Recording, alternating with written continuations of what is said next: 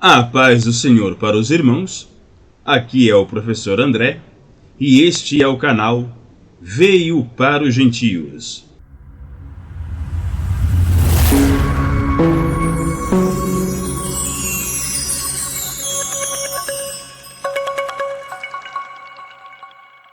Estudos em grego, porque estamos estudando o Novo Testamento na sua língua original, buscando compreender algum significado perdido na tradução, e este canal tem como objetivo, além de trazer revelações escondidas no idioma original, auxiliar o professor que ministrará aulas na escola bíblica dominical. Por isso, nós vamos dar continuidade nas nossas gravações dentro da revista Lições Bíblicas do professor do segundo trimestre de 2024. Esta videoaula é a lição de número 11 do dia 16 de junho de 2024. Ela tem por título A Realidade Bíblica do Inferno. Ela se encontra nessa revista que também, por sua vez, é intitulada A Carreira que nos está proposta, o caminho da salvação, santidade e perseverança para chegar ao céu. Se estamos falando do céu, que é o lugar para onde queremos ir, a lição de número 11 vai falar do inferno, que é o local para onde nós não queremos ir. Mas qual é a realidade bíblica do inferno? O comentarista, pastor Osiel Gomes, já inicia os comentários dessa aula dizendo que esse ensinamento do inferno ele foi relativizado, principalmente por filósofos e por teólogos modernos. Mas a Bíblia, ela fala da existência desse local. Um local que não foi feito para o ser humano. Deus não quer que nenhum de seus filhos se perca, mas para isso precisa ser filho dele, crer e fazer a sua obra.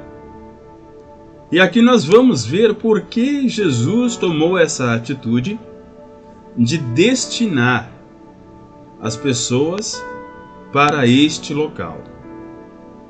É uma palavra um pouco pesada, mas em Mateus capítulo 25 diz que realmente o Senhor Jesus, ele fala: afasta-te de mim, que eu não vos conheço. Apartai-vos de mim e vão para este lugar preparado, não para o homem, não para a mulher, mas para o diabo e seus anjos. Nas últimas lições, vimos que existe um tentador, que existe um caluniador, um difamador. E isso no idioma grego é o diabolus. Dia é através e bolus vem de balo, que é lançar, arremeter. Então esse inimigo de nossas almas, que está bramando como leão buscando a quem possa tragar, ele está tentando o ser humano, e aqueles que ele conseguir levar consigo, ele vai levar. Mas por isso que uma aula de hoje é uma aula muito importante, para dizer que existem esses dois destinos, o céu e o inferno. E o que estamos fazendo e para onde queremos ir? Vamos ver um comentário deste local, na tradição grega. Nós somos gentios e este é o canal Veio para os Gentios, que traz algumas palavras como Hades e como Tártaros, e vamos ver qual é a aplicação desses conceitos dentro do cristianismo. Vamos lá? Sabemos que a partir de julho de 2024 vamos ter essa nova revista, O Deus que Governa o Mundo e Cuida da Família. Os ensinamentos divinos nos livros de Ruth e Esté para a nossa geração. Mas voltando para a realidade bíblica do inferno, o texto áureo da lição de número 11 é justamente o primeiro versículo da leitura bíblica em classe, o qual estamos chamando carinhosamente aqui de leitura bíblica em grego. Evangelho de Jesus Cristo, segundo escreveu Mateus, capítulo 25, do versículo 41 ao versículo 46. Diz assim a palavra de Deus: Então ele dirá aos que estiverem à sua esquerda: Malditos, apartem-se de mim para o fogo eterno, preparado para o diabo e os seus anjos. Então, nem neste primeiro versículo e nem no último desta passagem existe essa palavra inferno, que dentro da teologia dizemos que não é uma palavra que está no hebraico e nem no grego, ou seja, nas línguas originais, mas é uma palavra que está no latim, inferos, que é o lugar inferior, o mundo subterrâneo. Fogo eterno é pir haionon. E no versículo 46 é condenação eterna, colassis haionon. E alguns colocam como o julgamento ou a condenação eterna.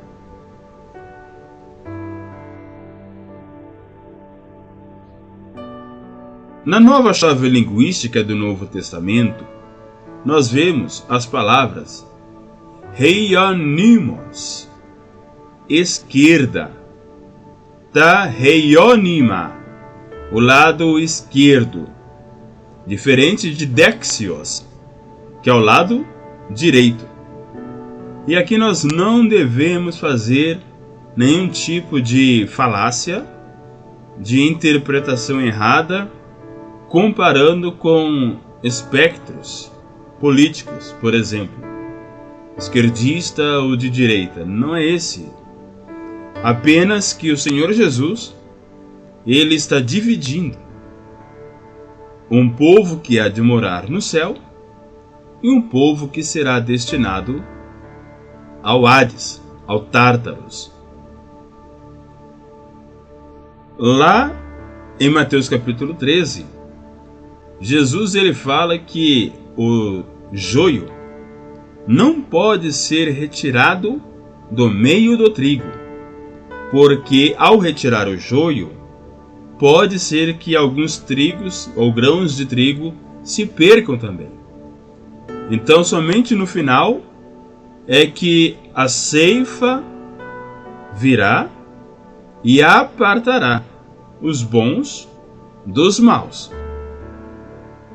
Por isso que na nossa realidade, na nossa sociedade, na nossa vida como um todo, existem tragédias, principalmente as evitáveis, principalmente vindas do desejo pecaminoso do homem em fazer mal para o outro homem, em fazer mal para si mesmo, em fazer mal para a sua família, para o ambiente, para o mundo em que nós vivemos,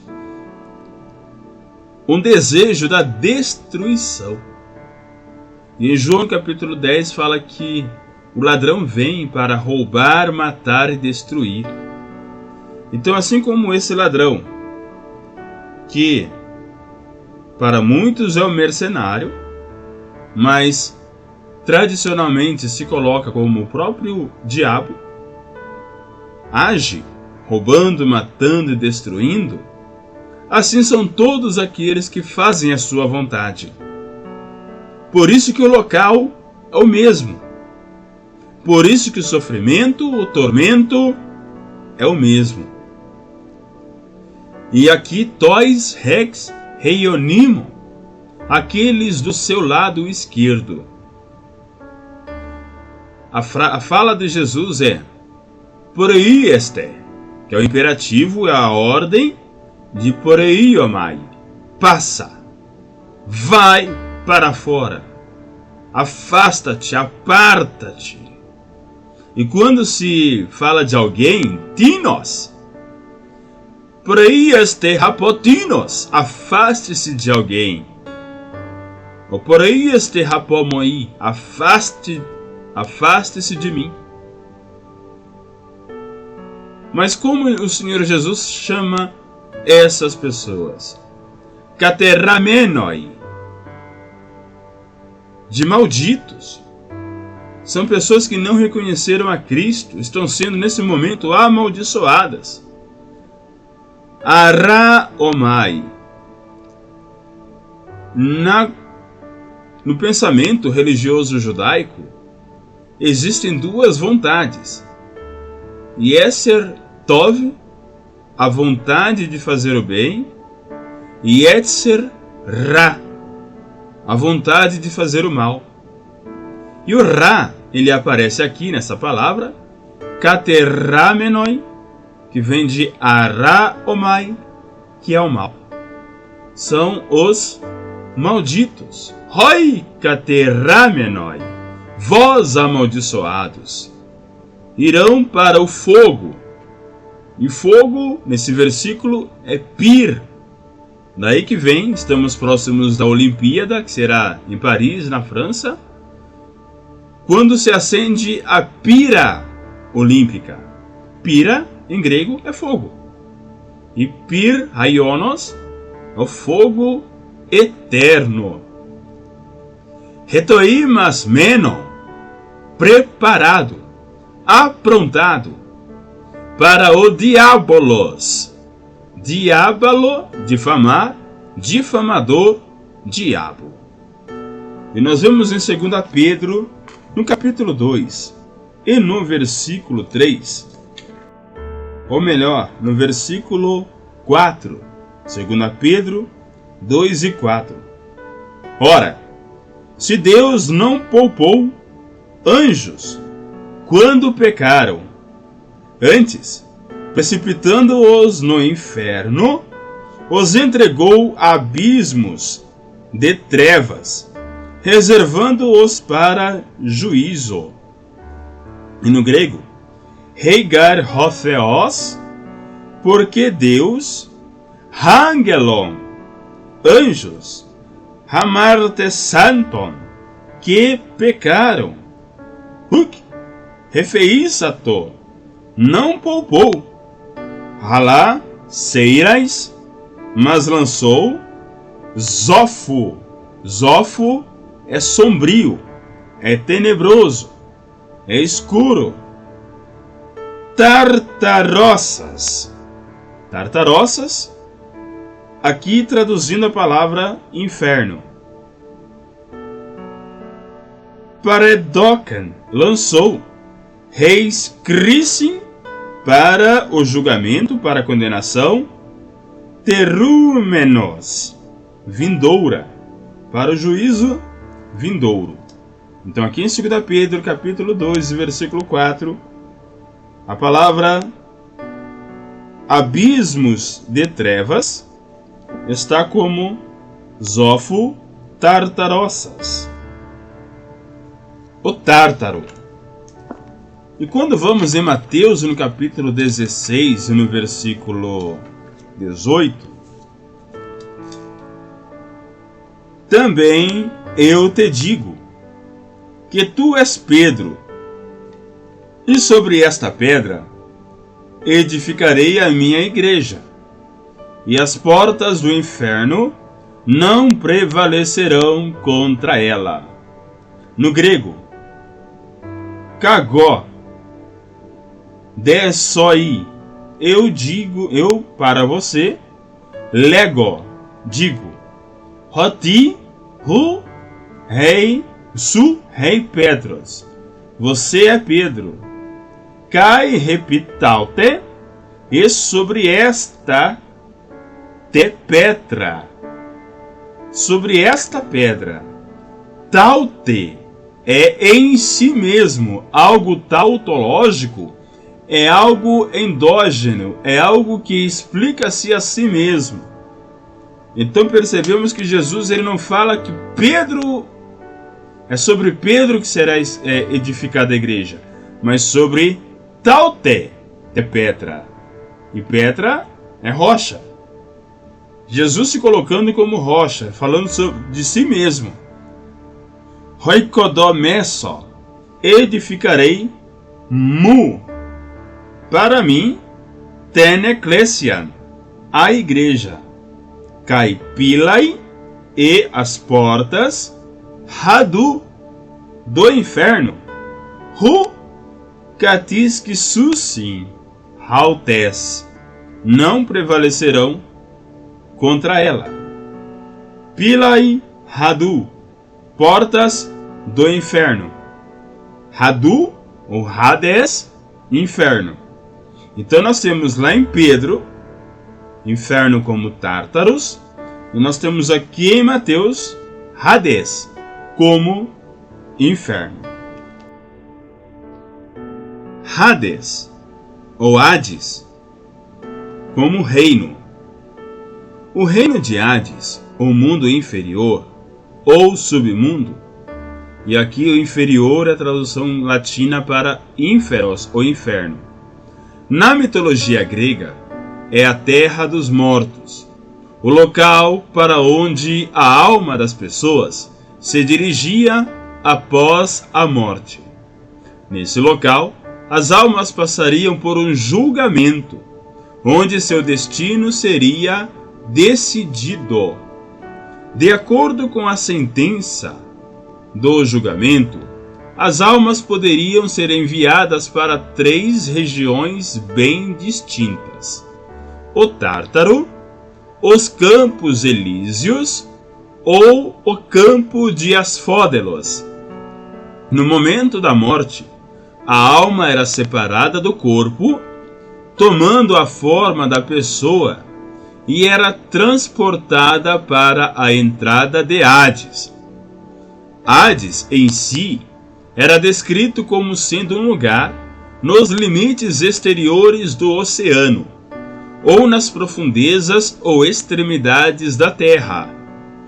Era considerado a contrapartida escura do brilho do Monte Olimpo, e era o reino dos mortos, que correspondia ao reino dos deuses. Hades era um reino invisível aos vivos e foi criado exclusivamente para os mortos. Quais são as características do Hades? Na porta do mundo inferior ficava um cão demoníaco que guardava a entrada para o reino de Hades. Seu nome era Cérbero, que por sua vez era colossal e devorava qualquer mortal que passasse por ali. O grande poço do Tártaro, originalmente uma prisão exclusiva para os titãs, antigos deuses, e que vieram a ser posteriormente o calabouço onde se aprisionavam as almas amaldiçoadas.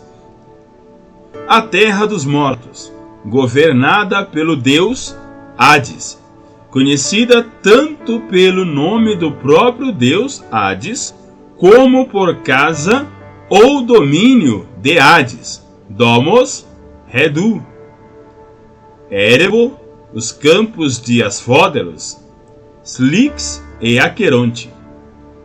As ilhas dos abençoados, ou ilhas afortunadas, governadas por Cronos. De acordo com Píndaro, outros relatos divergem, onde grandes heróis e mitos residiam após suas mortes. Os Campos Elíseos, governados por Radamanto, onde viviam as almas dos homens virtuosos e os iniciados nos antigos mistérios. Os 5 rios do Hades eram o Aqueronte, o rio da dor, Cócito, lamento, Flegetonte, fogo, Lete, esquecimento, e Estige, invulnerabilidade, que faziam a fronteira entre os mundos superiores e inferiores. Então aqui nós vemos uma diferença entre o Hades e o Tártaro. O Hades seria a entrada para o mundo dos mortos, não podendo ser vista pelos vivos. E o Tártaro foi onde os titãs, lá na Teogonia, lá no começo da mitologia grega, Uranos, ele joga os seus filhos titãs em um lugar muito escuro, em um lugar onde eles não podiam escapar, onde eles não podiam fugir. Inicialmente era dedicado a esses deuses, que, falando estritamente, não eram deuses ainda, eram titãs que antecederam os deuses. Mas que, se inicialmente para esses grandes seres, os gigantes, posteriormente as almas amaldiçoadas também fariam parte desse local. E aí, com esse pensamento, aqui o apóstolo Paulo, Pedro e tantos outros poderiam ter aproveitado esse conhecimento grego para falar naquilo que o próprio Jesus nos ensinaria. Que sim, o Tártaro é uma prisão, mas não para os titãs, como no pensamento grego, mas sim, segundo a segunda epístola de Pedro, capítulo 2, versículo 4, para anjos que pecaram. Então, Jesus ele fala que para o fogo eterno, preparado para o diabo e seus anjos. Então ali inicialmente seria um local para os anjos rebelados e depois para aqueles que se rebeliariam contra o nosso Deus, que é todo aquele que não faz a sua vontade, que é todo aquele que descrê na sua palavra. E é isso, a incredulidade, que é a blasfêmia contra o Espírito Santo. E é o que eu posso falar, mas essa blasfêmia ela não tem perdão? A incredulidade não tem perdão. Mas em Marcos, no capítulo 16, no versículo 15, aquele que crer e se batizar será salvo. Então o único remédio para a blasfêmia contra o Espírito Santo, para a incredulidade, é a própria crença de que Jesus opera milagres, faz maravilhas, cura, tira a alma do charco de lodo, do lamaçal do pecado, firma os seus pés sobre uma rocha, assim como está escrito no Salmo de número 40, verso 2. Aqui temos então a noção grega de Hades, que é o mundo dos mortos, a mansão dos mortos, e o Tártaros, que é a prisão dos titãs e das almas amaldiçoadas. E aqui no grego nós temos esses dois significados sendo aplicados para a palavra inferno ou ínferos. Hades é o irmão de Zeus. Pensando aí nos 3 principais deuses, Zeus o Deus Supremo, do raio, do trovão e do relâmpago. Seu irmão Poseidon, deus dos mares, e o seu irmão Hades, deus do submundo, deus dos mortos. É claro que isso é mitologia, mas era o que o povo naquela época, os gentios, conheciam. E aí podemos utilizar essa mitologia para explicar a verdade, para explicar que é um lugar real, é um lugar atestado pela Bíblia, e é um local de onde nós devemos fugir. E aqui Jesus explica como fugir desse lugar. No grego, o versículo completo ficaria lá em Mateus, capítulo 25, versículo 41. Tote, herei, kai, tois, rex, heionimon, prieste, ap, emu, hoi, kateramenoi, reis topir, to, haionion, to, etoimas menon, to, diabolo, kai tois, angelois, hautu. Então dirá, tote herei, kai tois, rex, heionimon, para os que estão à sua esquerda. Prieste, hap, remu, afastem-se de mim. Hoi kateramenoi, vocês amaldiçoados, malditos, reis topir, para o fogo, to haionion, eterno, to etoimas menon, preparado, to diabolo, para o diabo, kai tois angelois hautu, e para os anjos dele. Então a misericórdia, o amor de Deus, não permitiu que ele criasse um local de fogo eterno destinado para o ser humano, mas sim destinado para o diabo e seus anjos. Porém, essas almas amaldiçoadas também iriam para esse lugar para arder eternamente. Misericórdia, irmãos. Vamos buscar fazer a vontade de Deus para fugir desse lugar. É o primeiro versículo também da leitura bíblica. Podemos ir para o próximo versículo, que é Mateus capítulo 25, versículo 42. Pois, porque eu tive fome, e vocês não me deram de comer. Tive sede, e nada me deram para beber. Aqui, o Senhor Jesus fala da compaixão, da comiseração, da empatia, do colocar-se no lugar do outro e ajudar o outro, porque o outro também é imagem e semelhança do Criador. Quando Deus fez o homem, disse: façamos o homem à nossa imagem e semelhança. Então, se você ver alguém passando fome e não der de comer, ver alguém passando sede e não der de beber, são amaldiçoados. Repeinaça, tive fome. Gar, por que tive fome? Kaihuk edocate, moi fagem, e não deram para mim o que comer. Redipsessa, tive sede. Kai e huk epotíssate, me, e vocês não deram de beber para mim. Tive fome, não me deram de comer. Tive sede e não me deram de beber. Pois eu tive fome e vocês não me deram de comer. Tive sede e nada me deram para beber.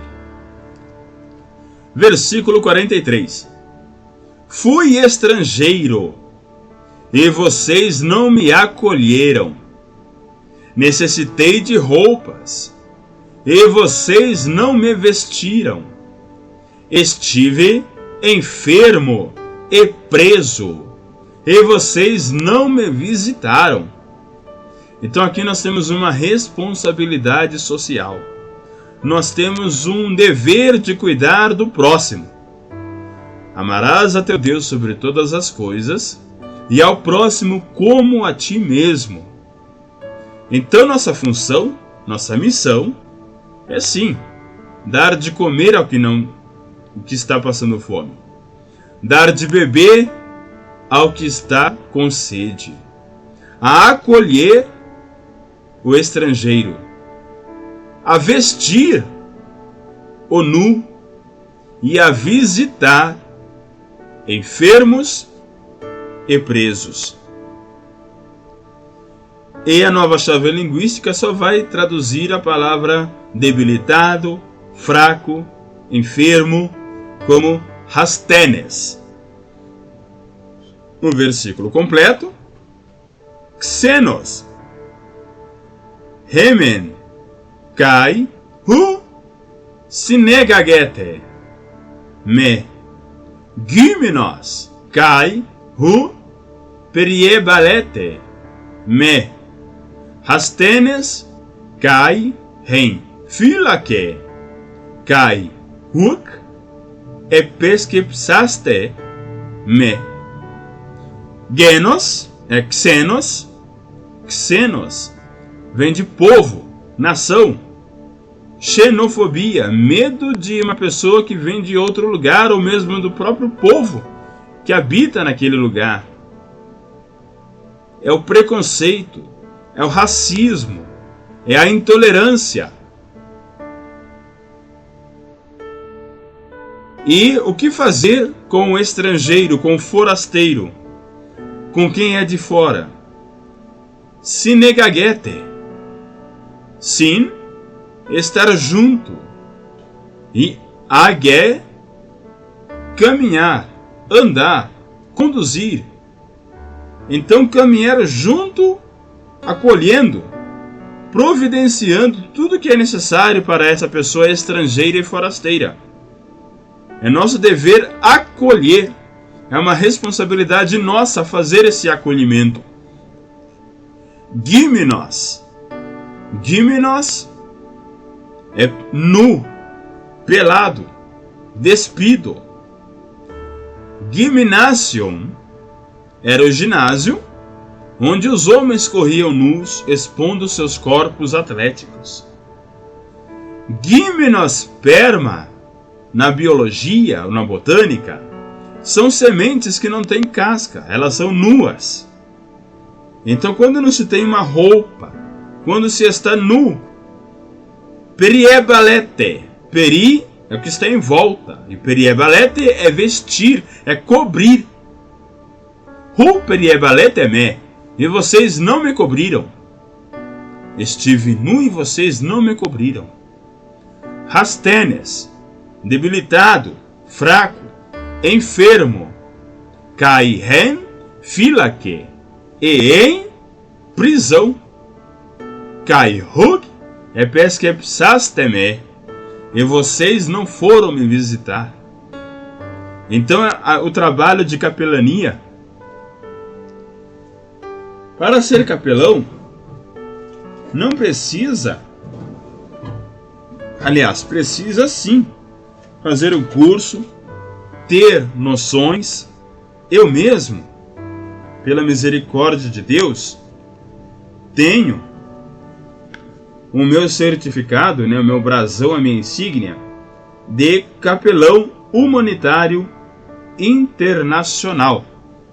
Através desse brasão e deste documento, nós podemos, é claro, com toda humildade, com todo respeito, a um chefe de presídio, a um diretor de um hospital, visitar enfermos prisioneiros, e trazer uma palavra de alento, de conforto, de edificação espiritual, numa assistência religiosa. E é isso que o Senhor fala aqui nesse local, que estive enfermo, estive preso, e vocês não foram me visitar. Procurem os que têm todos temos esse dever, esse trabalho. Mas se você se dedicar a esse ministério específico, procure estudar, procure se preparar, para que não tenha do que se envergonhar e atender a esse propósito que Deus nos concedeu, nos outorgou, de visitar pessoas que estão hospitalizadas, pessoas que estão encarceradas. O apóstolo Paulo fala que aquele que age com misericórdia, que faça com alegria. 1 Coríntios capítulo 12, ou melhor, Romanos, no capítulo 12, e no versículo 3. Porque, pela graça que me foi dada, digo a cada um dentre vós, que não pense de si mesmo, além do que convém. Antes, pense com moderação, segundo a medida da fé que Deus repartiu a cada um. Porque assim como num só corpo temos muitos membros, mas nem todos os membros têm a mesma função, assim também nós, conquanto muitos, somos um só corpo em Cristo, e membros uns dos outros, tendo, porém, diferentes dons, segundo a graça que nos foi dada. Se profecia, seja segundo a proporção da fé. Se ministério, dediquemo-nos ao ministério. Ou o que ensina, esmere-se no fazê-lo. Ou o que exorta, faça-o com dedicação. O que contribui, com liberalidade. O que preside, com diligência. Quem exerce misericórdia, com alegria. Então que tenhamos, principalmente os que têm esse dom da misericórdia, da contribuição, que faça com liberalidade, que faça com alegria. Fui estrangeiro, e vocês não me acolheram. Necessitei de roupas, e vocês não me vestiram. Estive enfermo e preso, e vocês não me visitaram. Versículo 44. Eles também responderão, os amaldiçoados: Senhor, quando te vimos com fome, ou com sede, ou estrangeiro, ou necessitado de roupas, ou enfermo, ou preso, e não te ajudamos? Também eles é kai hautoi. E aqui, no grego, esse ajudar é traduzido com a palavra diakonesamen, da diaconia, do serviço. Recebe aumentativo como se fosse o verbo composto diakoneo, servir. Olha a função do diácono, que importante. Referindo-se a prestações de serviço de todo tipo. Aqui então ficaria ajudar, apoiar, cuidar de. É todo esse trabalho de ajuda humanitária, de cuidado, de apoio, de serviço que precisamos prestar para o nosso próximo. Tote apocritesontai, e eles lhe responderão, hauto, para ele, kai hautoi legontes, e estes responderão. Então estes responderão para ele, dizendo: Kyrie, Senhor, pote, quando? Se heidomen, vimos, peinonta, com fome, redipsonta, com sede, hexenon, e estrangeiro, regímenon, e nu, reastene, e enfermo, rehen filaque, e em prisão, cai e o dieconessamen soi, e não te ajudamos.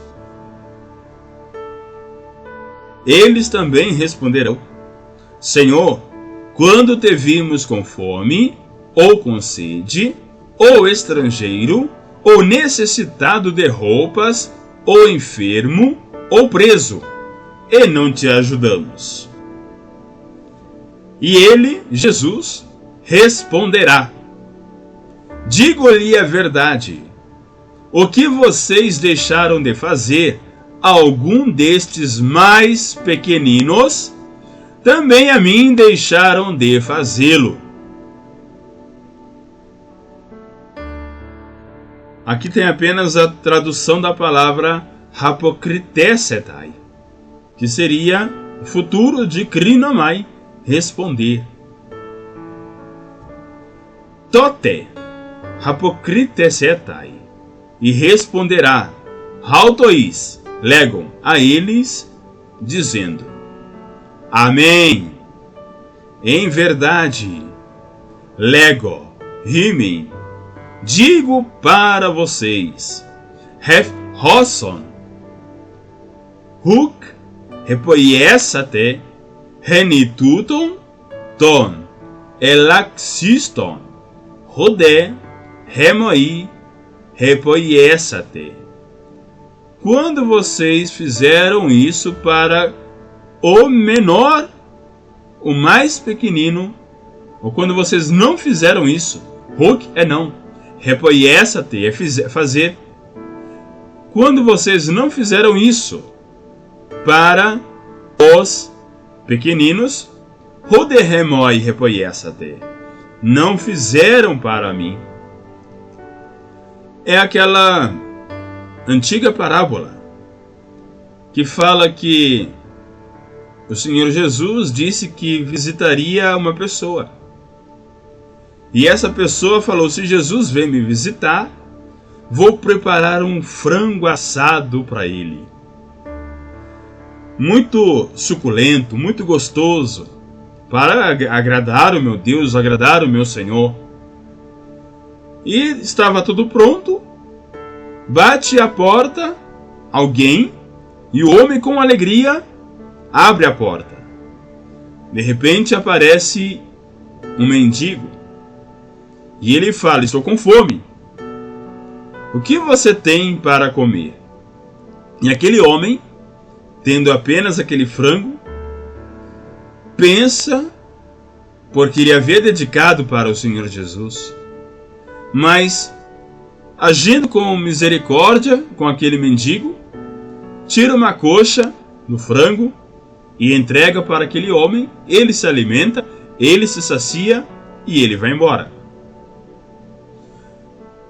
Passa um período, bate a porta novamente. E aquele homem, na expectativa de que fosse o Senhor Jesus, ele abre a porta e era uma criança. Tio, estou com fome. Ele: não, se eu der mais um pedaço do frango, quando Jesus vier, vai faltar para ele. Tio, mas minha barriga está doendo, está roncando. Ele vai lá, tira aquela outra coxa, entrega para aquela criança, ela se sacia e vai embora. Aquele homem fica preocupado. Aquele frango que ele havia preparado já não estava completo. E daí depois o próprio Senhor Jesus aparece. Tendes alguma coisa para comer? Daí ele fala: eu tenho um frango, Senhor, mas está faltando 2 coxas. O Senhor quer se alimentar? Não, já estou saciado. Mas como? Quando você entregou aquela coxa para aquele mendigo e depois para aquela criança, eram eu. Eu me alimentei e vim aqui te agradecer. Então essa passagem diz que esses pequeninos, quando fazemos o bem para eles, em outro momento Jesus fala: se alguém conceder um copo de água fria para um desses pequeninos, está fazendo para mim. Isso não quer dizer que se uma pessoa for na sua casa, você oferece um refrigerante, oferece um suco, oferece um café, não somente água fria. Mas, tirando esse quebra-gelo, precisamos atender o próximo nas suas necessidades, porque fazendo assim, estamos fazendo para o próprio Deus. Ele responderá: digo-lhes a verdade, o que vocês deixaram de fazer a alguns destes mais pequeninos, também a mim deixaram de fazê-lo. E último versículo: e estes irão para o castigo eterno, mas os justos para a vida eterna. A palavra ir, Homai, no futuro, apelei sontai, e eles irão para o cólasis, para a punição, para o julgamento, para a condenação. Caem, apelei sontai, e irão, rotoi, eles reescolasim, para a punição, raionion, eterna. Eles irão para a punição eterna. Roi dedicaioi, mas os justos reis para zoen, raionion, para a vida eterna. Então o conceito aqui de inferno, nessa passagem está se referindo a uma ação do ser humano em não produzir boas obras. Não que as obras vão salvar, mas elas são reflexo ou fruto daquele que tem Cristo em sua vida, daquele que tem o Espírito Santo na sua vida. Nós não fazemos boas obras para sermos salvos. Nós fazemos boas obras porque somos salvos. Porque temos Deus, porque temos Jesus Cristo, porque temos o Espírito Santo. Então, quando nós temos a Trindade na nossa vida, o nosso desejo é abençoar, do mesmo modo que somos abençoados por Deus. O conceito de inferno, que vem de uma palavra no latim, é este. No grego, é o Hades, que é a mansão dos mortos, e o Tártaros, que é o lugar de trevas. Na mitologia grega, feito para os titãs e depois para as almas amaldiçoadas, trazendo para o cristianismo, para naquilo que nós acreditamos, foi um local preparado para o diabo e os anjos que caíram, e para todos aqueles que não fazem a vontade de Deus. Amém, irmãos? Que o Senhor Jesus fale melhor no coração de cada um de vocês. E as nossas referências são a Bíblia Online, Nova Versão Internacional, e o Textus Receptus, a Bíblia Católica Online, quando nós utilizamos a Septuaginta, a revista A Carreira que nos está proposta, do comentarista Uziel Gomes, da CPAD, a Nova Chave Linguística do Novo Testamento Grego, de Wilfred Halbeck e Heinrich von Siebenthal, o Léxico Grego do Novo Testamento, de Edward Robinson, o Grego do Novo Testamento para Iniciantes, de John Gresham Machen, o Guia de Conversação do Grego, de Evi e Lalita Marcopolo, e o Novo Testamento Trilingue, organizado por Luiz Saião. Que o Senhor esteja com cada um de vocês, é o que eu desejo em nome de Jesus. Amém.